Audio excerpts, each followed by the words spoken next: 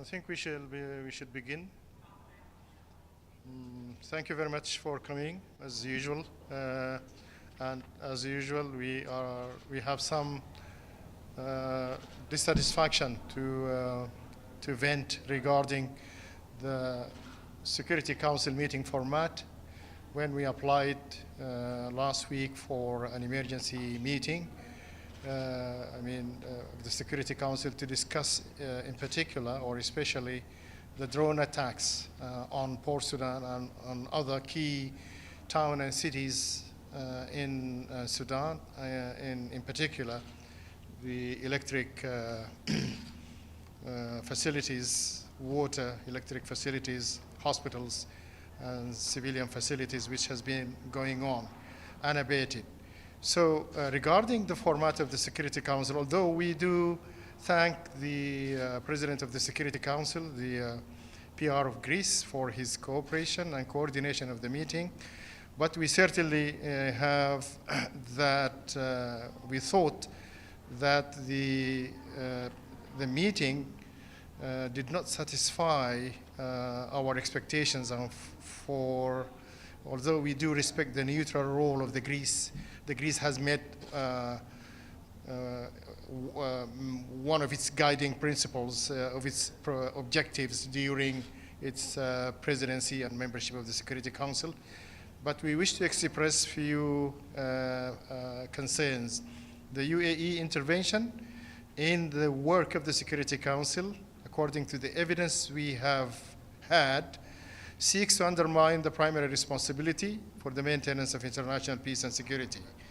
It also seeks to silence Sudan's voice within the Council, claiming that Sudan is exploiting the Security Council platform to promote propaganda against it, according to the testimony of the witnesses, experts, media, professionals, strategic centers, observers, and investigative journalism. Western journalism. Our statements provided arguments, evidence, statistics, and a legal basis, a legal substantiation basis of the conflict or the war of aggression, which has been promoted by UAE and its surrogates and proxies in Sudan and across Africa, and in addition to the mercenaries.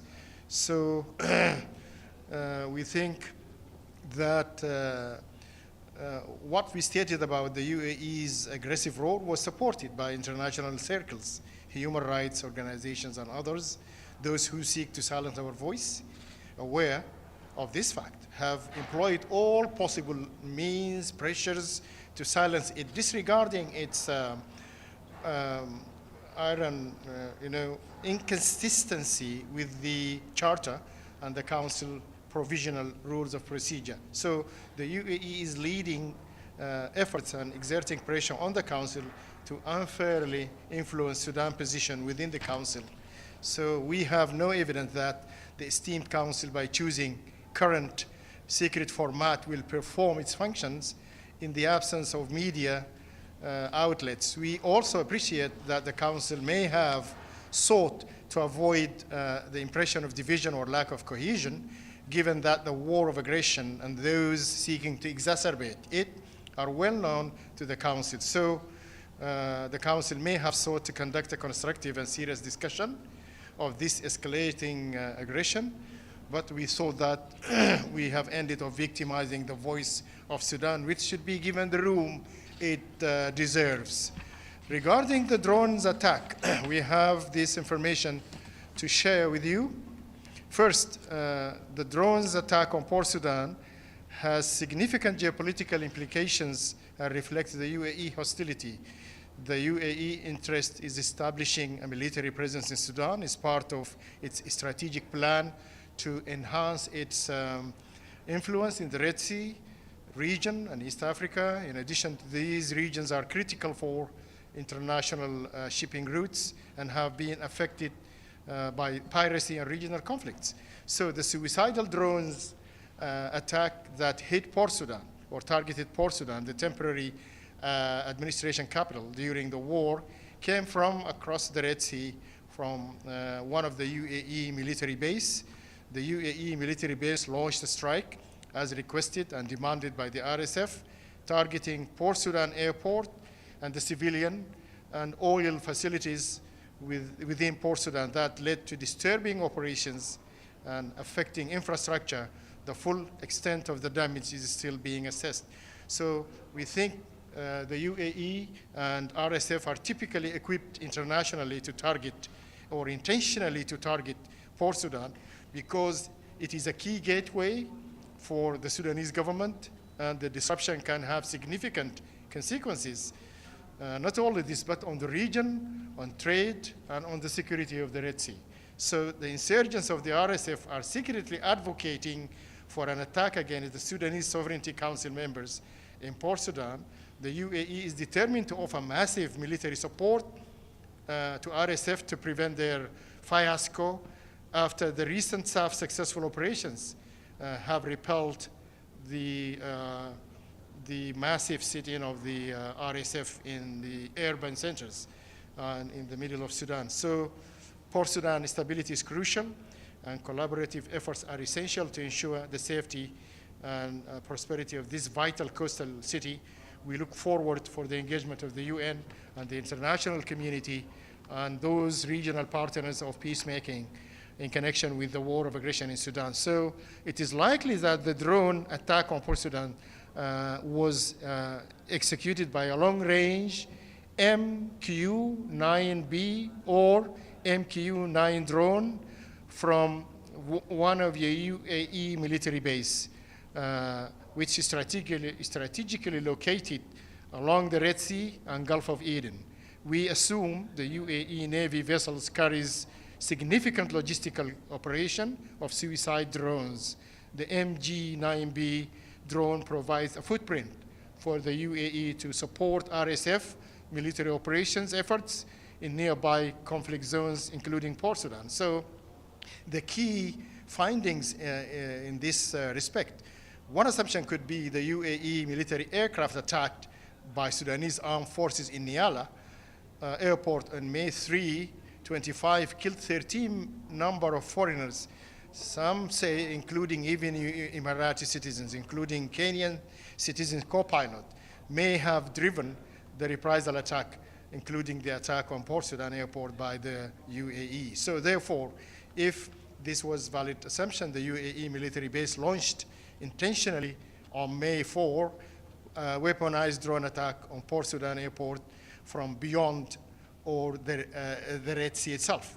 In May 4, several OPS ground agents or group agents reported GPS jamming events resulting in the drone showing its position.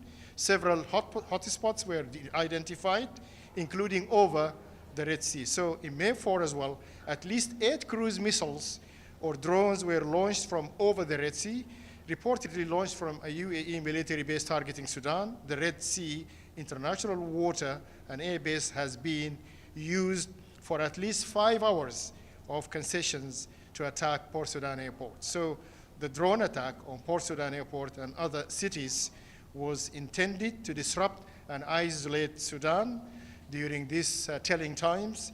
This UAE strategy includes drone attacks on infrastructure and security institutions aimed at countering the influence of the Red Sea region attacks against Sudan. So the UAE establishment of a military base in other areas, across the Red Sea reflects a strategic interest in securing in East Africa integrity routes. It is expanding its expanding influence in the Horn of Africa, which is now an asset for regional instabilities. So the attack highlights the ongoing security challenges and threats faced in the region, impacting both local and international interests. So the key finding, the UAE and RSF have strategically planned to attack Port Sudan, a vital maritime hub for the Red Sea, plays a crucial role as temporary capital of Sudan and government dignitaries and security residents, and also a hub, safe haven for the displaced in their southlands.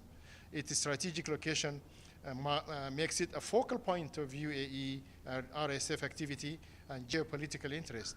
However, this prominence also makes it susceptible to various security threats, including drone attacks.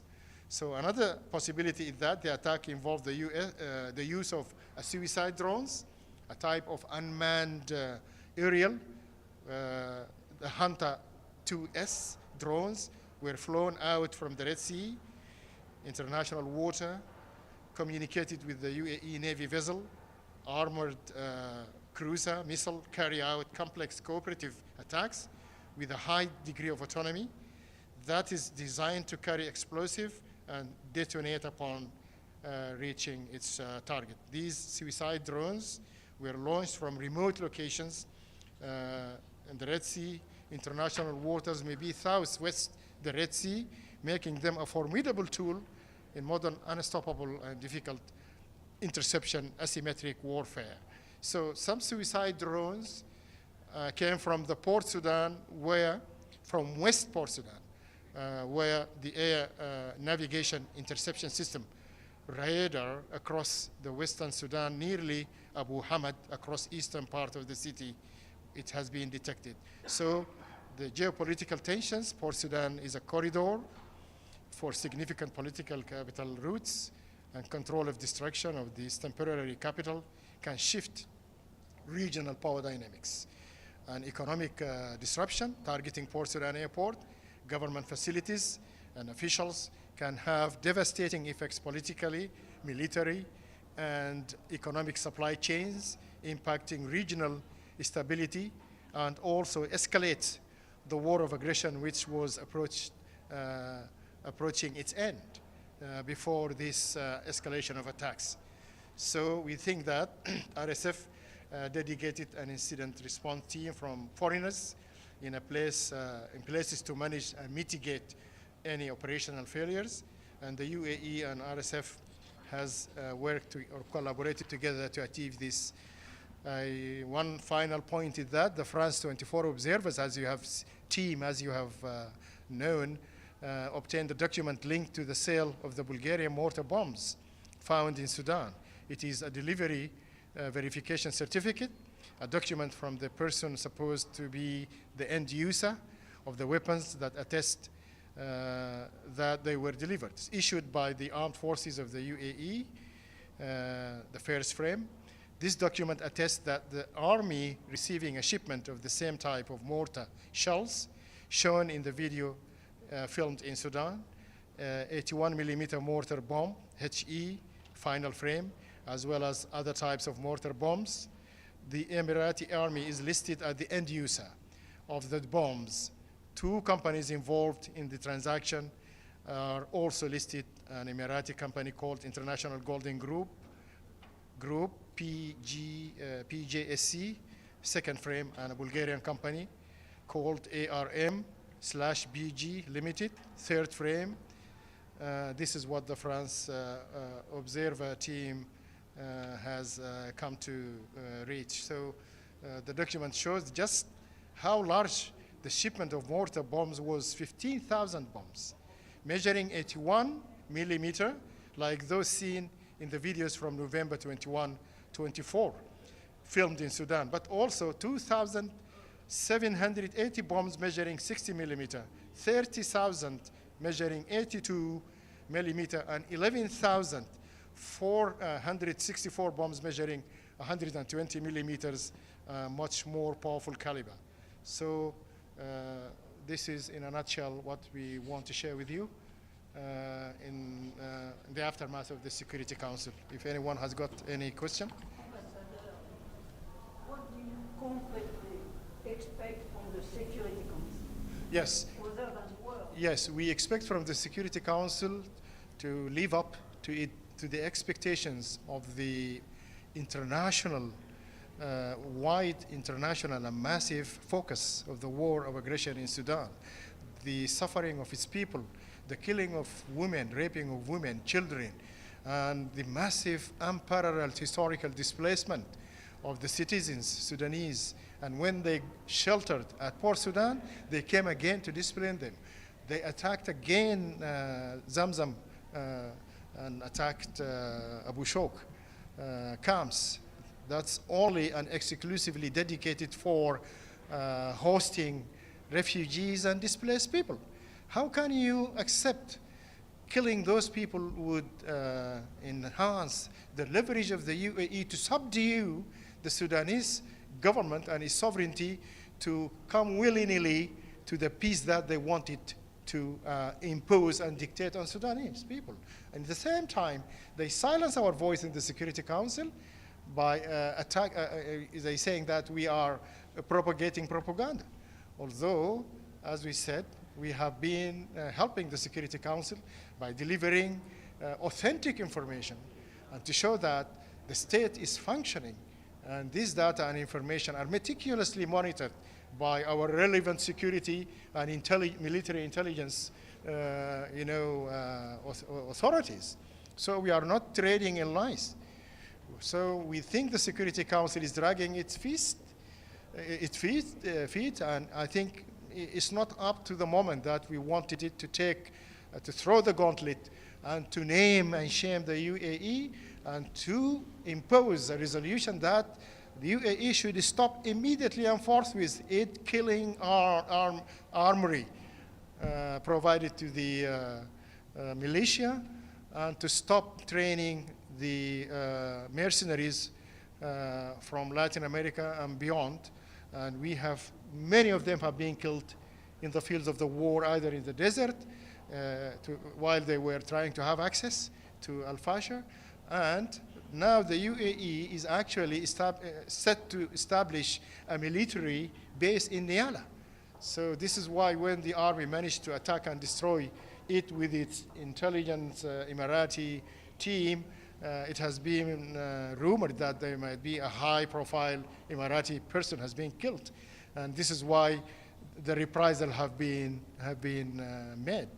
So the Security Council is not trying to engage with the degree that we are expecting.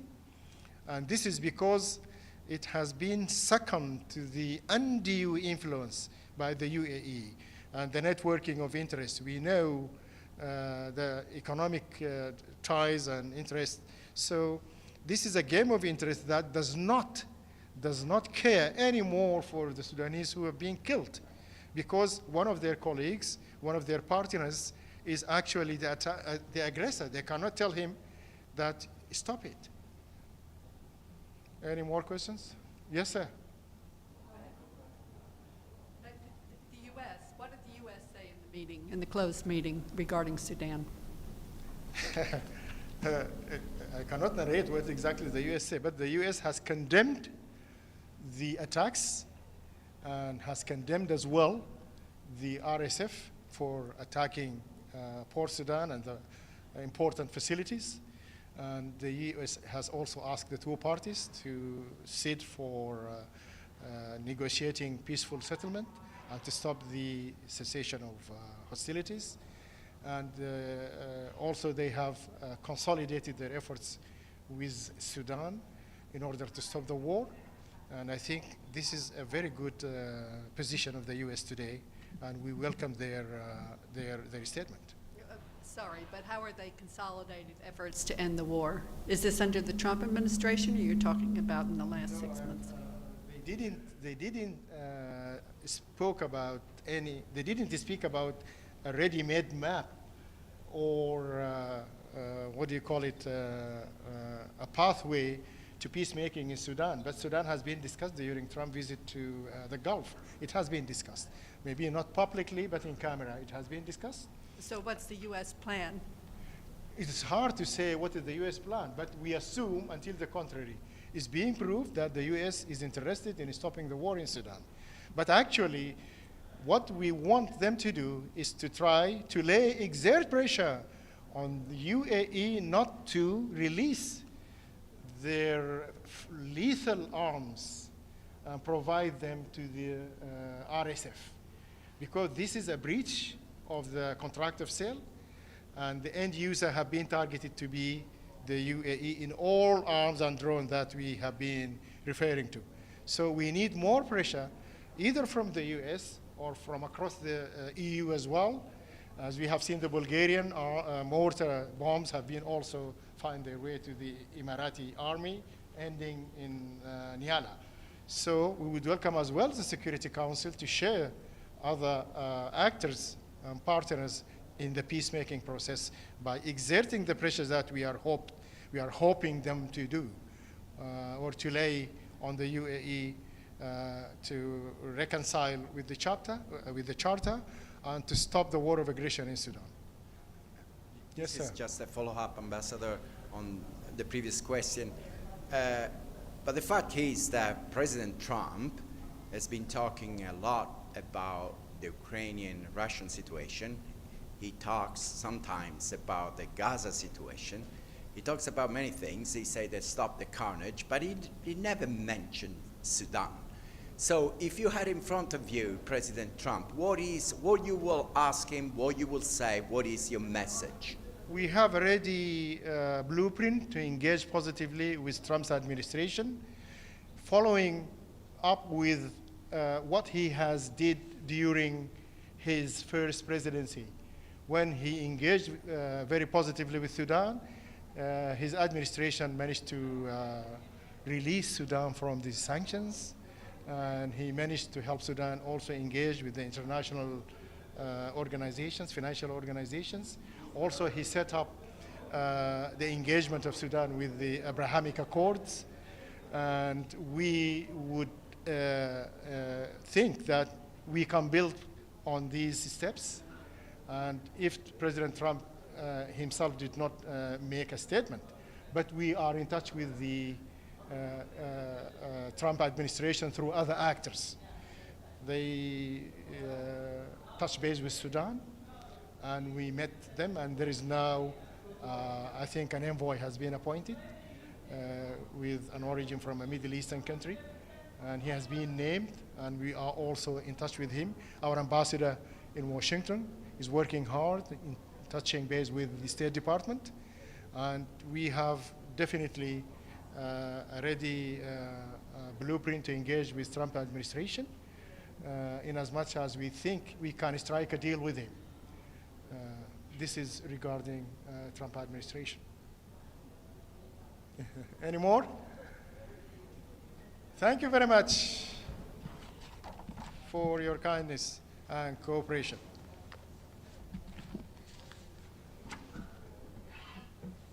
Thank you, sir.